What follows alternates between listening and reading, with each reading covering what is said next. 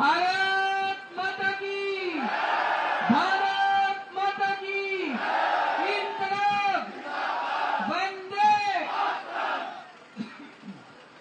आज आपका जोश देख के मजा आ गया। इतने लोग, आप जो यहाँ, आपको पीछे का नहीं दिख रहा, पीछे जहां तक नजर जा रही है, जहां तक तिरंगे ही तिरंगे दिखाई दे रहे हैं। हमें अपने को सबको मिलके इस तिरंगे की लाज रखनी है।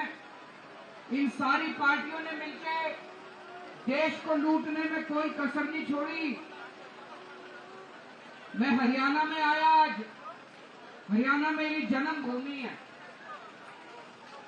दिल्ली मेरी कर्म भूमि है, तो हरियाणा मेरी जन्मभूमि है। यहाँ पे सारी रिश्तेदारियां, आप में से कई लोग मेरे चाचे, कोई ताऊ, कोई भतीजा, कोई भांजा, कोई भाई, कोई चचेरा भाई, कोई ममेरा भाई, सब लोगों को मेरा नमस्कार, सबको मेरा प्रणाम। दोस्तों, इन्होंने अब 25 साल से कांग्रेस का राज है, 9 साल से बीजेपी का राज है। मैं आपसे पूछना चाहता हूं, कोई एक काम बता दो जो इन पार्टियों ने अच्छा करा हो। एक काम बता दो जी, कोई कांग्रेसियों ने अच्छा करा हो। एक काम बता दो जो कोई बीजेपी वालों ने, खट्टर साहब ने अच्छा करा हो।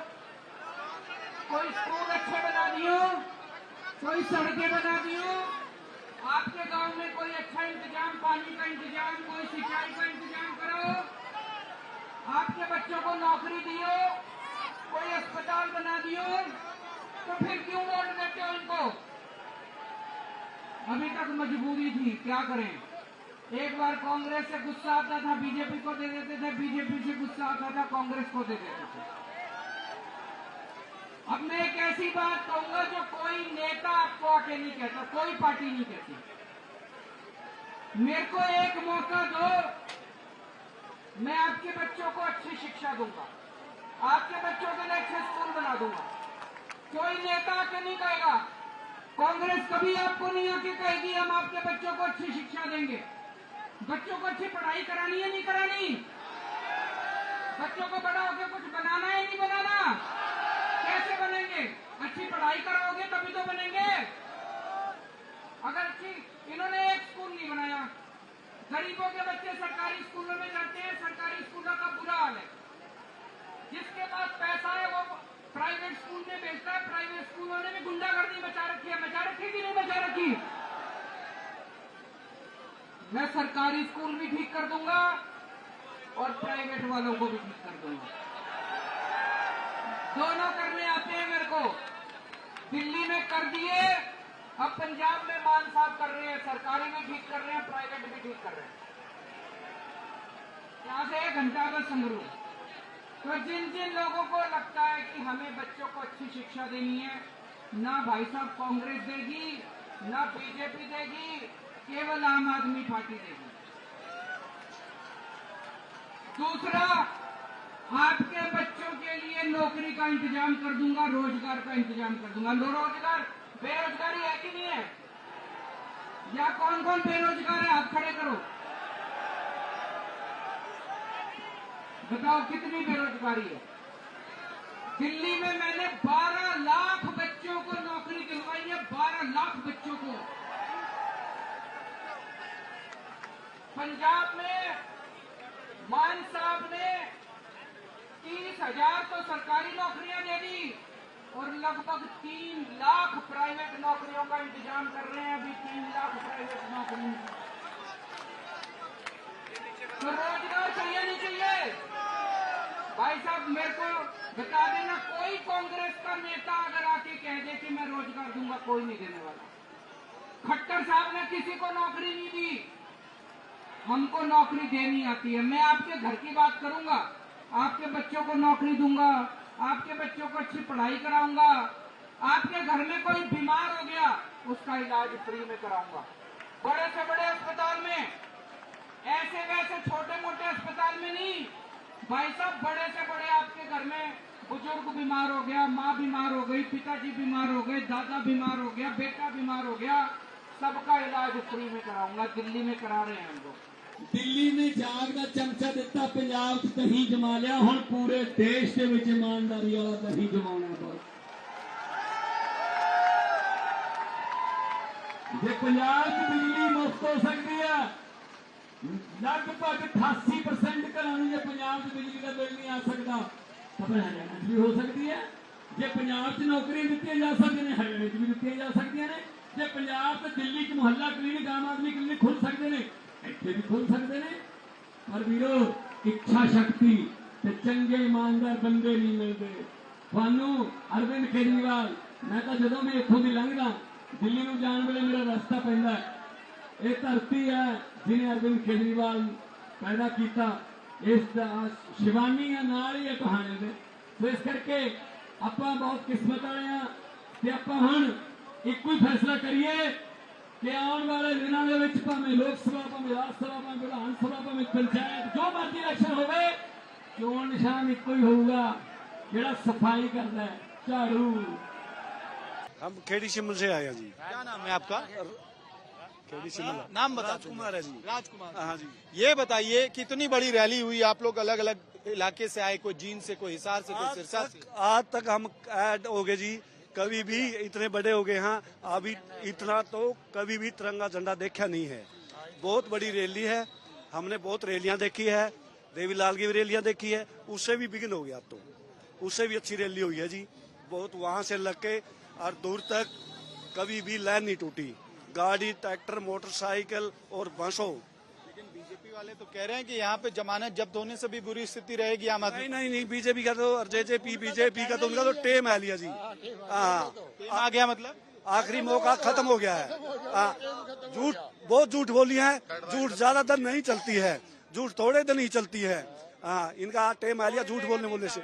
हाँ बस। पीछे आप आगे आइए थोड़ा। क्या नाम है आपका? रजनीश कुमार जी। बिल्ला आपने लगा रखा है आम आदमी पार्टी का, है ना। आज रिश्तेदारी भी गिनवा दी अरविंद केजरीवाल ने यहाँ से, तो आप लोग रिश्तेदार मानते भी हैं या सिर्फ राजनेता के तौर पर? नहीं, हम तो शुरू से ही केजरीवाल हैं, साफ सफाई वाले में ध्यान रखते हैं और सरकार ने तो कुछ दिया नहीं है। बेरोजगार हैं, बैचलर हैं, लेकिन फिर भी बेरोजगार हैं, कुछ सरकार ने तो कुछ दिया नहीं है। इधर आपके पास आएंगे, लेकिन यहाँ कुछ महिलाएं हैं, ये कैथल से चल के आई हैं यहाँ पे। आप लोग किसको देखने के लिए आए थे यहाँ पे? हम तो बुजी डंडा नक देना आए थे वोट जी। अच्छा, लोकल जो नेता हैं आपके, उनके लिए? हाँ, उनके लिए आए हैं जी। सगी भाभी उसकी है। अच्छा, आप लोग रिश्तेदार ही हैं उनके। तो इसके अलावा बताइए कि अरविंद केजरीवाल का भाषण आपने सुना? हाँ सुना। तो लेकिन हरियाणा में तो वोट हमेशा लोग बीजेपी और कांग्रेस को देते आए हैं, ऐसे में आप जो झंडा जिसका पकड़ के जिस पार्टी का है, उसके लिए कहाँ उम्मीद बचती है? या अंकल के घर उम्मीद बसती है, मेरा अंकल वजीर के घर। आपकी सीट पे? हाँ, आपकी सीट पे। अच्छा, तो यहाँ जाट वर्सेस नॉन जाट की राजनीति है, आम आदमी पार्टी का कोई जातीय समीकरण है नहीं, तो तीसरा मोर्चा कैसे? हरियाणा में जी कोई जात पात नहीं है जी, हरियाणा में सभी साझे हैं और साझा इलेक्शन लड़ते हैं। यहाँ कोई किसी का वोट करो, किसी की कोई वो नहीं है, जात पात का कोई मतलब नहीं है यहाँ। तो आज अरविंद केजरीवाल ने अपनी रिश्तेदारी भी बताई है हरियाणा वालों से। हाँ जी। मानते हैं उनको रिश्तेदार क्या? हाँ हाँ है। मानते हैं। हाँ केजरीवाल हरियाणा का है जी, रिश्तेदारी तो होगी। हाँ, रिश्तेदारी तो है केजरीवाल की हरियाणा में। इसको अपनी जन्मभूमि बता रहे हैं, दिल्ली को कर्म भूमि बता रहे हैं। जन्मभूमि तो हरियाणा है, जिसकी कर्म भूमि दिल्ली की है। अब दिल्ली में कर्म करता है ये मुख्यमंत्री है। आम आदमी पार्टी के समर्थक लग रहे हैं मुझे। हम तो जी सभी के समर्थक हैं। हम तो एक चीज और बताइए आप कि बड़ा भ्रष्टाचार का आरोप बीजेपी लगाती है। भ्रष्टाचार का तो सभी सरकारों पर लगता है, कोई भी सरकार आओ, वो उस पर लगाती है, वो उस पर लगाती है। इधर समर्थक हैं जो इम्पेशेंट से हो रहे हैं, इन लोगों से भी बात करेंगे और भी लोगों से। तुरंत से जो लोकल्स हैं, मेरी कोशिश ये है कि उन लोगों से रिएक्शन लिया जाए। यहाँ काफी भीड़ इकट्ठा हो गई थी, देखिए दुकानदारी में लगे हुए हैं लोग, लेकिन तुरंत से सवाल लेते हैं। आप लोग, यहाँ तिरंगा यात्रा अभी निकला है अरविंद केजरीवाल का, आप लोगों को लगता है कि तीसरी पार्टी की जगह, क्योंकि बीजेपी और कांग्रेस का ये गढ़ माना जाता है? यस सर, बिल्कुल हमें लगता है अब की बार केजरीवाल सरकार ही आएगी, जो सच्चा आदमी होगा सर वही आगे। क्या नाम है आपका? सर तमन्ना। क्या आप भी इसी रैली में आई थी? नहीं सर, मैं बाजार में ही आई हुई हूँ। हाँ जी सर। क्यों जरूरत लग रही है आपको तीसरे मोर्चे की? अगर आप बात कर रहे हैं तो क्यों जरूरत है? सर आज के टाइम में सच्चे इंसान की ही जरूरत है, जो सिर्फ केजरीवाल के अंदर ही है सच्चाई। लेकिन उनपे तो बीजेपी बहुत भ्रष्टाचार का आरोप लगा रही है। मनीष सिसोदिया, सत्येंद्र जैन, ये लोग जेल में जो मंत्री रहे हैं दिल्ली में। हाँ जी सर, आरोप तो सर सभी सरकारें लगाती हैं, एक दूसरे के ऊपर सभी लगा रही हैं सर। कोई चाहे कोई बंदा अच्छा आ जाए या बुरा आ जाए, सभी एक दूसरे के ऊपर आरोप लगा रही है। आपसे एक सवाल लेंगे, दुकानदारी आप जारी रखिए। ये इलाका कांग्रेस का गढ़ माना जाता है। पहले इनेलो को यहाँ पे वोट मिलता था, INLD को, लोकदल को। तो जाट वोट बैंक अगर डैमेज होता है तो फायदा तो बीजेपी को पहुंचेगा। हाँ जी, ये तो पहुंचेगा, ठीक बात आपकी। हाँ। तो अगर अरविंद केजरीवाल आते हैं तो इसका फायदा किसको होने वाला है, किस पार्टी को? फायदा तो किस पार्टी को, जीने का फिलहाल तो फायदा तो अरविंद केजरीवाल का जी। हाँ, फायदा तो इन्हें का सोचा जी। ठीक है, देखिए अलग अलग हिस्सों से आपको उम्मीदवार समर्थक दिखाई देंगे जो यहाँ पे इकट्ठा हुए हैं। मैं एक बार आपको ये पूरा इलाका अगर आप देखेंगे तो यहाँ पे तिरंगा और आम आदमी पार्टी के झंडे लिए लोग, समर्थक बड़ी संख्या में दिखाई दे रहे थे। रैली खत्म हो गई है, मुख्यमंत्री अरविंद केजरीवाल और भगवंत मान दोनों निकल चुके हैं। आप कुछ कहना चाह रहे हैं, लगातार हमारी तरफ इशारा सर कहते हैं कि अगर राजनीति में हरियाणा में कहीं अगर बदलाव होता है तो वो जीन से होता है। आज अरविंद केजरीवाल जी ने वो शंखनाद यहाँ से कर दिया है और 2024 में आम आदमी पार्टी की सरकार हरियाणा में बनना तय है। जाट लैंड में नॉन जाट पार्टी को कैसे वोट मिलेगा? देखिए लोग बहुत जागरूक हैं, अब उनको ये समझ आ रहा है दोनों पार्टियों ने मिलकर लूटा है, बीजेपी हो या कांग्रेस, दोनों ने हमेशा जनता का शोषण किया है। आज आम आदमी जाग रहा है, और जाग रहा है इसलिए क्योंकि वो शिक्षित हो रहा है और समझदार हो रहा है। क्या नाम है आपका? विजय सिंह, करनाल से हूँ। करनाल से जी। तो विजय जी ये बताइए कि 23 तारीख को अभी विपक्ष की पार्टी का मीटिंग होने वाला है, जिसमें अरविंद केजरीवाल भी जाएंगे, तो कांग्रेस के अध्यक्ष मल्लिकार्जुन खड़गे भी जाएंगे। तमाम पार्टियां एक साथ आकर नरेंद्र मोदी सरकार के खिलाफ मोर्चा खोलने की तैयारी कर रही है, और आप यहाँ पे कांग्रेस को और बीजेपी को दोनों पर हमला कर रहे हैं। देखिए जी, दोनों पार्टियां एक हैं। अगर आप उधर से देखें तो पहले अगर बीजेपी, तो अगर गठबंधन करती है आम आदमी पार्टी तो गलत होगा? नहीं, गठबंधन क्यों करेगी आम आदमी पार्टी? ये जो लड़ाई चल रही है, गठबंधन होगा तो गलत होगा फिर? नहीं, अध्यादेश जो लेके आए हैं ये दिल्ली सरकार के खिलाफ, जो सुप्रीम कोर्ट के आदेश की अवहेलना कर रहे हैं, ये अगर मुख्यमंत्री को पावर उनसे छीन रहे हैं, ये तो सभी को पता है, सब जागरूक है, समझ रहे हैं इस बात से मदद मांग रहे हैं ना, लेकिन उसी अध्यादेश संविधान बचाने की दुहाई तो कांग्रेस भी देती है। आप अपना, ठीक है, आपकी बात हमने सुनी। आपका नाम क्या है, कहाँ से? मैं डॉक्टर दिव्या मेहता हूँ, मैं हिसार से हूँ। हाँ जी। तो ये जो पूरी लड़ाई हमने देखी, आज अरविंद केजरीवाल ने अपनी रिश्तेदारी गिनवाई, लेकिन इसके साथ साथ एक पुरानी स्ट्रैटेजी पे भी वो वापसी उनकी दिखाई दी, जहां पे वो बीजेपी पर तो हमला बोल ही रहे थे, कांग्रेस को भी आड़े हाथे लिया, कहा कि कांग्रेस ने कभी नौकरी की बात नहीं की, शिक्षा की बात नहीं की। एक नेता बताओ कांग्रेस का जो आपको नौकरी देने की बात कर रहा है। तो एक तरफ आप अध्यादेश पर आप लोग कांग्रेस से उम्मीद लगाए बैठे हैं, विपक्षी एकता की मीटिंग में जाने वाले हैं, लेकिन आपके ही नेता अब कांग्रेस पर भी हमला बोल रहे हैं, इसको कैसे देखते हैं? देखिए सभी जानते हैं कि केजरीवाल जी एक पढ़े लिखे और समझदार इंसान है। मैं इतना जानती हूँ कि पिछले 10 सालों में जो उन्होंने दिल्ली के लिए किया है, जो देश के लिए किया है, वो किसी भी सरकार ने नहीं किया है। मैं ऐसा नहीं कहूँगी कि हम बहुत खूबसूरत देश में रह रहे हैं, लेकिन इसे बीजेपी ने लूट लिया है। पिछले 10 साल से हरियाणा को लूट रहे हैं। पहले बोलते थे कि देसी खाना है ना, वो हरियाणा का खाना हुआ करता था, लेकिन अब क्या है, अब सब खराब हो गया है। मॉडर्नाइजेशन कर दी है बीजेपी ने बहुत ज्यादा, जो कि नेगेटिव सेंस में है। वो कांग्रेस ने भी किया, वो बीजेपी ने भी किया, लेकिन क्या जो डेवलपमेंट हो रहा है जिस rate, no, not in that sense, modernisation in the negative sense. Like मैं रिलायंस को कैपिटलिज्म की बात आप कर रहे हैं कि आप पूंजीवादी, is not required in our country, in our country as well, not only in Haryana. लेकिन ये समझना चाह रहा था कि आप लोग आज अरविंद केजरीवाल आए, कांग्रेस पर भी हमला बोला, और अब कांग्रेस के साथ ही मंच साझा करेंगे 23 तारीख को। तो अगर हरियाणा में अलायंस होता है तो वैसी स्थिति में आप लोग क्या करेंगे? कांग्रेस का अलायंस किसी के साथ? आम आदमी पार्टी और कांग्रेस का अलायंस? अरे नहीं, मतलब ही नहीं, आम आदमी पार्टी किसी के साथ अलायंस नहीं करेगी। अरविंद केजरीवाल जी की नीति है कि बाकी सभी पार्टियों से एक अलग सुशासन देने की। वो किसी के साथ हम अलायंस नहीं करेंगे, हम एकला चलेंगे, और अब की बार जो भैंस है वो हमारे खुट्टे पे बंधेगी। सरकार हमारी बनेगी हरियाणा के अंदर।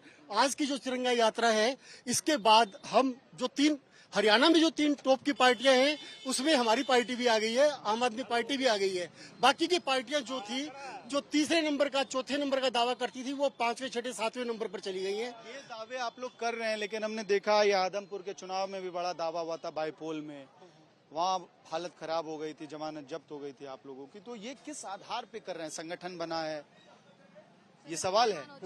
आदमपुर का जो इलेक्शन था वो एक बाई इलेक्शन था, वहाँ पर जो लोग वोट करते हैं। कॉन्फिडेंस कहाँ से आ रहा है? संगठन बना है क्या आम आदमी पार्टी का पिछले कुछ महीनों में? हाँ बिल्कुल, अभी हमने पूरा का पूरा हरियाणा प्रदेश के अंदर नया संगठन बनाया है। सभी पदाधिकारी, सभी जिला अध्यक्ष, प्रदेशाध्यक्ष, ज्वाइंट सेक्रेटरी, सभी महिला विंग की भी पूरी बॉडी तैयार कर दी है, तकरीबन तैयार कर दी है। अब सिर्फ ब्लॉक लेवल की बॉडी की बात है।